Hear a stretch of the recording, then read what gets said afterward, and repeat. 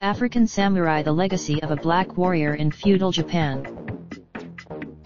When feudal Japan's most powerful warlord Nobunaga Oda met Yasuke, a black slave turned retainer, in 1581, he believed the man was a god. Oda had never seen an African before.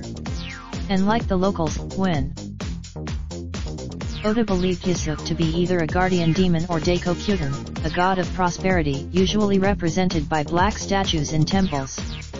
He tried to rub the in an era racked by political espionage, merciless assassinations, and ninja attacks. Yasuke was seen as an asset.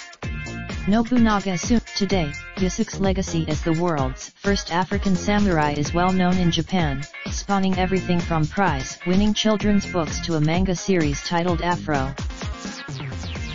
And his legacy continues to spread worldwide. Black.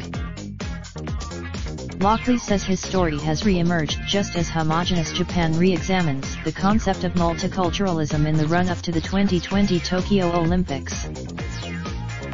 Yasuke's origins remain a mystery as historical sources are scant. While others, Lockley suspects that Yasuke was abducted from his family as a child by Arab or Indian slave traders and trafficked through Arab countries and across the Indian Ocean. He likely worked, at the time, missionary and military center for the Portuguese in India, and one of the trade. It's where Lockley speculates that Yasuke met Alessandro Valignano, the most powerful Jesuit missionary of the day in Asia, who made him his valet and bodyguard. The pair and their entourage arrived by ship in 1579 at the port of Kuchin Otsu, Indiana, Nagasaki, on the southern Japanese island of Kyushu, according to Lockley. Valignano, who had spent 6 years traveling from Rome via countries such as Portugal, Mozambique, India, Malaya, and Macau, hoped to convert thousands of Japanese to Christianity. But his mission would not be easy. When he arrived in Japan, the country was embroiled in a brutal civil war that ended only in 1603. The period, known as the, saw hundreds of strong men from many states across the country battling for power. A semblance of peace was restored when the remaining local feudal warlords, or daimyo, sought to unify Japan. Nobunaga Oda became the most powerful among them. He controlled Kyoto, but even his ascent did not stop minor warlords and bands of radical armed monks and bandits vying for territory, according to Lockley. Valignano Yasuke was tall and used his military experience to detect risks for the Jesuits as they formed alliances with local warlords, says Lockley.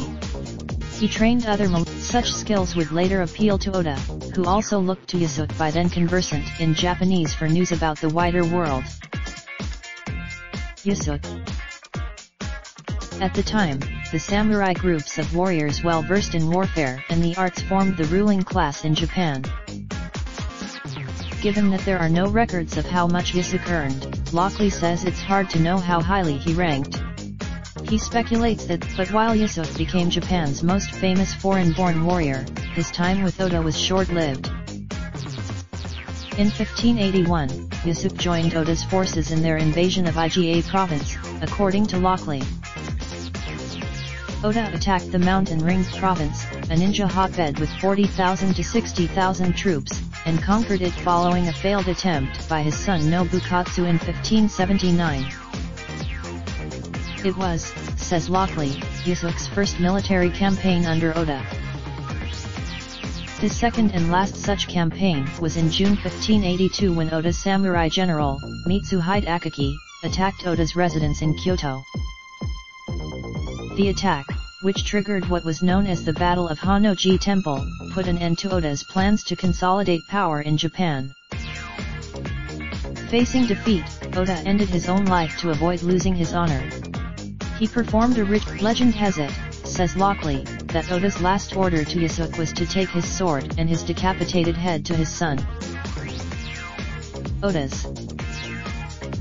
After Oda's death, records on Yasuke became scarcer. The last possible, according to Gary Lu, a professor of history at Tufts University, Yusuk was taken prisoner by Oda's enemies but later released because he was not Japanese. Yusuk had become. Lockley speculates that Yusuk could have either resumed his previous role of guard to Jesuit missionaries or become a sailor or pirate.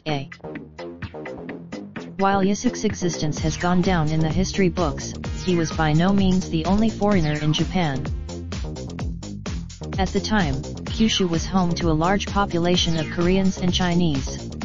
Many European, their presence is documented on the handcrafted, folding screens of the era, which depict their arrival on large black ships and their life alongside the locals. Such ornately decorated screens belonged to the upper classes and were produced in the early 1590s. One portrays a Yusuk.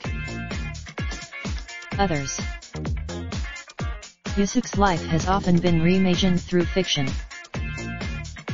In 1968, author Yoshio Kurusu made it the basis of a prize-winning children's book called Kurosuk. In more recent years, and as debate on multiculturalism and diversity intensifies in the nation, Lockley says it's the right time for Yusuk's story to be told again. There's it.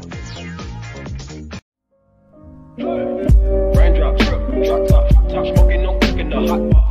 Fucking on your bitch, yeah, that.